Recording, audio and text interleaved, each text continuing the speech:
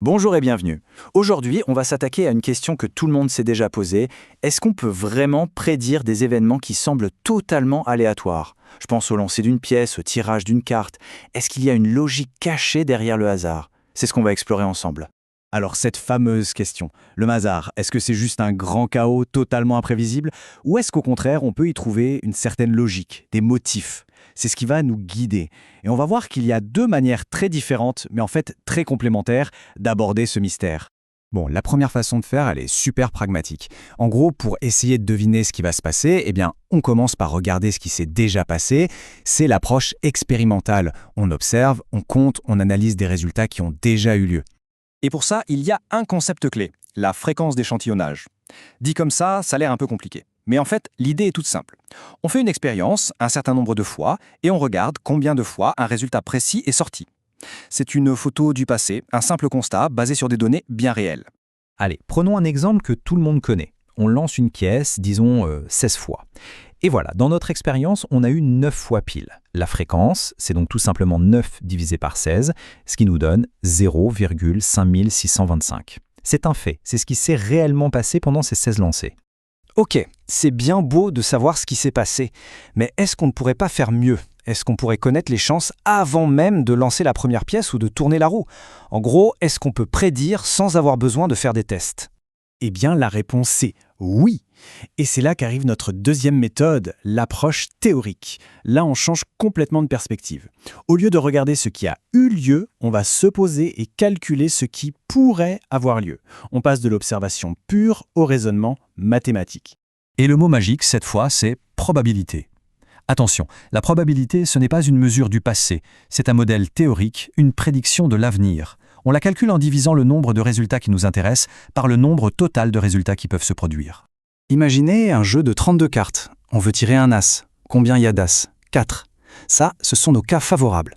Combien de cartes au total? 32. Ça, c'est le total des cas possibles. La probabilité de tirer un as est donc de 4 sur 32, ce qui fait 0,125. Et on a trouvé ça sans même avoir à mélanger le jeu. Ok, récapitulons. On a d'un côté la fréquence, qui regarde dans le rétroviseur, et de l'autre, la probabilité, qui essaie de voir à travers le pare-brise. Le meilleur moyen de voir comment tout ça s'articule, c'est de les mettre face à face, dans une confrontation. Et voilà notre arène, une roue de loterie, toute simple. Et on a Sofiane, qui a une intuition. Il se dit qu'il y a une chance sur 4 que la flèche s'arrête sur le secteur numéro 2. Alors, il a du flair ou pas? On va vérifier ça. Et on commence par la théorie. Alors comment on vérifie ça avec la théorie? C'est une histoire d'angle. Le secteur 2, on voit bien qu'il occupe un angle droit, soit 90 degrés. Le cercle entier, lui, c'est 360 degrés. La probabilité, c'est donc juste le rapport entre les deux. Et quand on fait le calcul, 90 divisé par 360, ça donne 0,25. Pile poil. Une chance sur 4. L'intuition de Sofiane était parfaite, la théorie le confirme. Bravo Sofiane. Bon, ça, c'est le papier. C'est la belle théorie mathématique bien propre. Mais dans la vraie vie, est-ce que ça se passe comme ça? Si on se met à lancer la roue, mettons 100 fois, est-ce qu'on va tomber exactement 25 fois sur le 2? C'est l'heure de passer à l'expérimentation. Allez, c'est parti pour la simulation. On lance la roue 100 fois et on note tout.